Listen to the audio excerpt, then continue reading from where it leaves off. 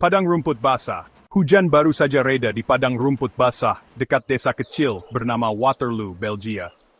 Waktu menunjukkan 18 Juni 1815, hari yang akan menentukan nasib Eropa. Di tengah kabut pagi, tentara Kekaisaran Prancis berdiri dalam formasi, seragam biru mereka berkibar di bawah angin yang dingin. Di depan mereka, Napoleon Bonaparte, sang kaisar legendaris, menatap medan perang dengan sorot mata tajam. Hai, ini adalah kesempatan terakhir untuk merebut kembali kejayaan Hyang Glai. Di sisi lain medan perang, berdiri Duke of Wellington, komandan pasukan sekutu Inggris dan Prusia. Ia tahu bahwa jika ia bisa bertahan cukup lama, pasukan Prusia yang dipimpin Jenderal Blücher akan tiba untuk memberikan bantuan. Tapi bertahan melawan Napoleon bukan tugas yang mudah. Sekitar pukul 11.30, Napoleon memberi perintah pertama. Meriam-meriam Prancis mulai mengguncang medan perang, menembakkan bola-bola besi yang menghantam pasukan Inggris. Tapi tanah yang basah akibat hujan malam sebelumnya memperlambat gerakan pasukan.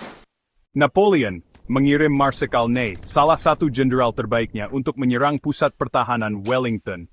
Pertempuran di Hougoumont, sebuah pertanian berbenteng, menjadi salah satu pertempuran paling sengit hari itu. Pasukan Prancis berulang kali menyerang, tapi pertahanan Inggris tetap bertahan dengan gigih. Menjelang sore hari, Napoleon percaya bahwa Wellington mulai melemah. Ia mengirim kavaleri berat Prancis dalam jumlah besar untuk menerobos pertahanan Inggris. Namun, ini adalah kesalahan besar. Pasukan Inggris membentuk formasi kotak, strategi pertahanan yang membuat kavaleri musuh sulit menembus barisan mereka. Saat pasukan Prancis menyerbu, mereka disambut oleh tembakan senapan yang tak terhitung jumlahnya. Ratusan tentara Prancis tumbang di tempat.